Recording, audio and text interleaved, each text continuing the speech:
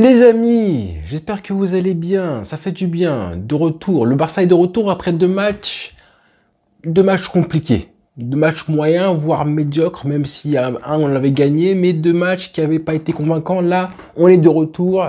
Le Barça qui revient avec des gifles, des taraha, avec 4 doigts comme ça là. Hein, ça fait je sais pas combien de fois qu'on gagne avec 4 buts d'écart, enfin avec 4 buts marqués. Le Barça est désormais deuxième attaque de Liga. Hein, retenez bien ça. Elle est loin l'époque où on galérait pour marquer des buts. Hein. Rappelez-vous début de saison, hein.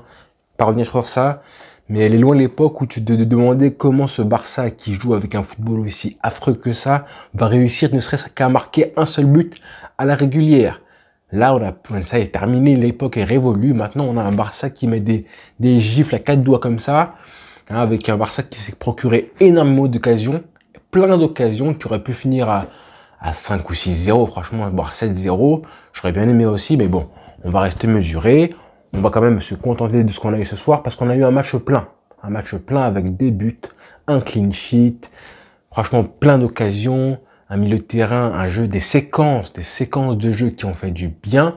On a eu vraiment, en plus des remplaçants qui sont entrés en jeu, un turnover, donc vraiment un match parfait. Parfait, il n'y a rien à redire. Et j'ai même eu, d'habitude je dis qu'on a 8, 9, voire 10 joueurs qui font un grand match. Là honnêtement, on a eu je pense 11 joueurs, voire plus, avec les remplaçants qui sont rentrés. Et ils sont rentrés et ils ont fait du bien. On a eu un Riqui Puig qui a marqué un but et ça fait tellement de bien pour lui. Tellement de bien. Qui marque ce but là, je vais commencer par lui parce que ça fait du bien de voir comme ça. Même si son visage laisse, c'est terminé la joie. Hein. Rappelez-vous à l'époque quand il marquait un but, il était vraiment fou, heureux, etc. Là, on sent que je pense qu'il a peut-être compris que maintenant, on a tellement de concurrence que les matchs comme ça, où il aura du temps de jeu, seront de moins en moins nombreux. Mais bon, il est récompensé par son travail, son abnégation. Donc ça fait du bien pour lui qui marque ce but-là. En plus, c'est un très beau but. Hein. Et là, la feinte de frappe qu'il met au gardien, le sang-froid qu'il a pour marquer ce but-là, c'est un joueur qui mérite d'être heureux, tout simplement. Ça fait du bien. Quand tu es il y a beaucoup de fans de Koeman, je pense qu'après ce match-là, hein, ils seront pas très bien. Parce qu'on a eu tout ce que un Xavi des grands soirs qui a fait un coaching parfait, un Riqui Puig qui marque un but. Donc on a eu vraiment un match plein. Je suis content de voir ce Barça-là de retour avant les chocs qui vont arriver, Galatasaray et le Real. Il fallait absolument reprendre la confiance. Donc 11 joueurs qui ont fait un gros match, à commencer par l'homme du match, hein, un Ferran Torres qui marque un doublé. J'aurais aimé en plus pendant le match, j'ai dit là tu marques tout dans le match, hein. J'ai mis un tweet et je disais il marque tout dans le match, ce serait bien qu'il marque d'autres buts dans le match, comme ça il va définitivement faire abstraction du blocage psychologique qu'il a depuis le début de son séjour au Barça. Hein. Il met un doublé, c'est très bien, on marque tout dans le match, contrairement au match face à Galatasaray et le match le week-end dernier. Forcément, quand tu marques tôt, tu te facilites le match. Là, on marque sur penalty. Attention, hein. On marque sur penalty. Donc, attention. Les prochains matchs, ce sera bien aussi de marquer tôt dans le match. Mais ce sera pas à chaque fois sur penalty. Hein. Faut le savoir. Mais comme je dis, forcément, tu te facilites le match ensuite. Hein. C'est indéniable. Quoi qu'il arrive. Et il met un doublé, Ferran Torres. Ça fait du bien pour lui. Il aurait même pu marquer un triplé après ça. Et voilà. Et franchement... Dans le jeu, il a compris son rôle, ça c'est important aussi. L'appel qu'il fait, là, l'appel sur la passe de Dembélé, elle est merveilleuse, hein. Mais son appel de balle qu'il fait, Ferran Torres, ça quand même, faut être intelligent. D'accord? Et j'aime bien ça. Ces ailiers qui repiquent dans l'axe, qui sont à la limite du hors-jeu, ça c'est vraiment intelligent. Après, la passe de Dembélé, elle est magnifique, certes, faut le dire. Mais voilà, très beau match de Ferran Torres. Aubameyang qui marque un vrai but de numéro 9. Hein. Ah, ça change, hein.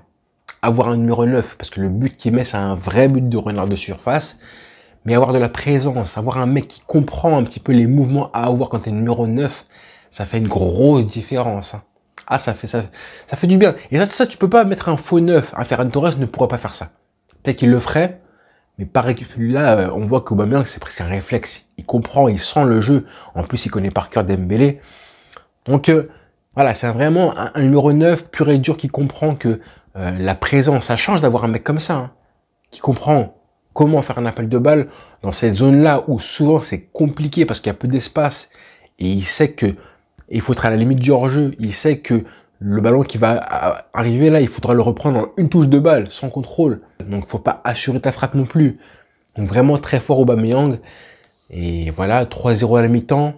Franchement, un très bon boulot. On a vu des jeux, des séquences. Mais avant tout, parce que là je parle des attaquants, je vais quand même finir par Dembélé aussi en attaque, qui fait un match encore une fois. Parce que lui, Dembélé, j'attendais au tournant. Hein. Rappelez-vous les derniers matchs, en tant que titulaire, il avait été très très mauvais. En Ligue Europa, enfin très mauvais. Voilà. En Ligue Europa, il n'a pas été super non plus. Là, vraiment, je voulais qu'en tant que titulaire, il fasse un bon match. Il a été vraiment, au début du match, surtout en première mi-temps, il a été vraiment très intéressant. 2 passes décisives et 2 très très belles passes décisives, hein, faut le dire. En plus, on voit qu'il s'entend très bien avec Daniel Alves, qu'il a réussi un petit peu à jouer de manière intelligente, à temporiser, accélérer plusieurs fois. Il y a encore du déchet, il y en aura toujours malheureusement. Mais en tout cas, il a fait des bonnes choses. J'aurais bien aimé qu'il marque un but. Il aurait pu le faire en fin de match. Malheureusement, il frappe en force encore une fois. Il y a une action aussi où il doit recevoir le ballon, on ne le met pas. Mais en tout cas, il fait un match plein Dembélé. Ça, c'est pour finir avec les attaquants qu'on a eu ce soir qui ont été vraiment très performants. Mais pour moi, les vrais tauliers de l'équipe, les patrons, c'est au milieu de terrain. Gavi et Pedri, le match qu'ils font tous les deux. Franchement, moi, j'ai pas envie de parler de vous rabâcher. Parce que tout le monde dit oui, ils ont 16 ans, il a 17 ans, Gavi. Pedri, il a 19 ans. J'ai pas envie, je m'en fous. Quoi. Je m'en fous de l'âge. Hein, comme dit Mbappé, on s'en fout de l'âge. Et tout le monde le répète, je suis pas là pour faire des tapines. Moi, ce qui me choque le plus, hein, c'est que Gavi, il est arrivé dans l'équipe avant-hier. Vous voyez ce que je veux dire? Il est arrivé, là, ça fait 3-4 mois qu'il est dans l'équipe. Et la façon dont déjà c'est lui qui prend le contrôle du milieu de terrain, parce que pour moi, c'est ça. Hein. Gavi, là, je lui mets un 9 sur 10. Son match, c'est trop. La façon dont il casse les actions adverses, la façon dont, du coup, il crée un décalage, il change le rythme d'une action tout seul, c'est incroyable. C'est vraiment impressionnant. Là, le mec, il prend le contrôle, c'est lui le patron du milieu de terrain. Pedri, pareil. Surtout Gavi, c'était au début du match et Pedri en deuxième mi-temps. En tout cas, très, très, très costaud. Réussir à prendre le contrôle du milieu de terrain, de l'entrejeu comme il le faisait, à dicter un petit peu le tempo de l'équipe, à changer le rythme, et donc du coup que tout le monde suive ensuite, ça franchement chapeau. Bravo, ça fait 6 mois que tu es dans l'équipe et tu fais ça déjà, beaucoup de caractère. Et même en fin de match, il aurait pu finir avec un but ou une passe décisive, Gavi, je crois qu'il finit avec une passe D, je crois. Donc en gros, match plein. Match plein pour moi, c'est observez-le. Hein. Les prochains matchs, observez-le, vous allez voir, mais en fait, comment il est contagieux pour l'équipe, c'est un bonheur. Pedri pareil, match de maestro, et en plus il sort du terrain à la fin du match, donc un match plein, on a vraiment eu un coaching parfait avec des joueurs qui se sont reposés, franchement ça fait du bien, parce que les matchs à venir sont importants, hein. Et puis pareil les latéraux, Alves a fait un gros match encore une fois, Alves on voit à chaque fois, on comprend un petit peu sur sa fonction, là on parle pas de poste, hein. C'est un latéral droit certes, mais il a une fonction différente que simple latéral droit, il a une fonction où des fois il est dans le cœur du jeu, il organise, il calme un petit peu le jeu, il dicte un petit peu comment l'équipe doit se déplacer, ou il montre un petit peu la voie d'Dembélé en mode vas-y, prends le couloir, moi je reste un petit peu en tant qu'organisateur du jeu en milieu de terrain central. Donc encore une fois, match plein d'Alves, à gauche Alba, pareil, génial aussi, qui fait un très beau match, hein. Et en défense centrale, Araujo du coup ne devait pas jouer parce que s'il y jouait et qu'il prenait un jaune, il serait pas là pour le Classico. Et Eric Garcia fait un très beau match. On a même vu Clément Lenglet, ça m'a fait du bien de le revoir un petit peu, Clément Lenglet. Parce que voilà, ils sont concernés aussi. Braithwaite était rentré, il a joué de paille. Donc vraiment un match plein. Zéro reproche. Qui pousse, qui marque. Franchement, que dire? Que dire? Même Ter Stegen, on l'a pas vu. Et tant mieux. Tant mieux, franchement, tant mieux. Donc que du plaisir, les amis. C'est important, avec les matchs qui vont arriver, là, de prendre la confiance, hein, après les 2 matchs mitigés qu'on a eu récemment. Et voilà, là, on va être prêt. Frenkie de Jong, on n'a même pas joué, carrément Frenkie de Jong, et on a vu 0 différence. Après, ça reste Osasuna, hein, d'accord? Là, j'ai vanté le milieu de terrain, je le sais que moi, les grosses équipes, en Ligue des Champions, pour l'instant, c'est un petit peu trop tôt d'avoir Gavi et Pedri. C'est trop tôt. Et Busquets, ça fait un bon match aussi, hein. Busquets aurait pu finir avec une passe décisive, avec ses ouvertures qu'il a des fois en rupture, c'est pas sans rupture comme ça qu'il a des fois, il aurait pu finir avec une passe D.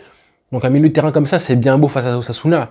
Je le sais que ça en Liga, ça sera normalement, ça devrait être suffisant en Liga. Mais les gros matchs, c'est un peu moins vrai. On verra face à Galatasaray, ça reste l'Europa League, hein, avec des joueurs d'expérience en face. Mais en tout cas, pour l'instant, ce que j'ai aimé ce soir, on a aimé, on a kiffé. Avant d'affronter les gros Galatasaray et le Real, de remettre des trajas comme ça à 4 doigts. Voilà, les amis, bonne soirée à tous et rendez-vous très vite pour parler d'autres choses, d'autres sujets, éventuellement avant le match face aux Turcs. Bonne soirée à tous les frères. Ciao.